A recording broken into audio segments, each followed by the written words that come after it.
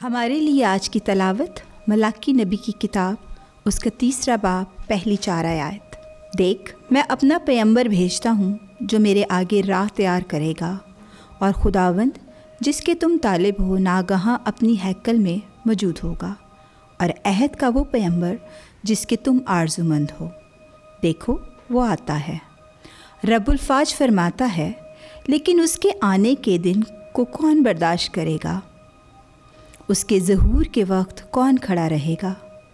क्योंकि वो सुनार की आग और धोबी के तेज़ाब की मानद है, और वो चांदी को तपाने और खालिस करने को बैठेगा, और वह बनी लावी को सोने और चांदी की मानद पाक और साफ़ करेगा, ताकि वो सदाकत से फिर खुदावंद के हजूर हदिये गुजराने।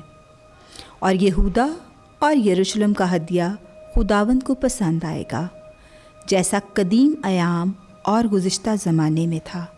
पाकलाम के पढ़े और सुने जाने पर खुदावंद की ख़ास बरकत हो। खुदा का शुक्र हो।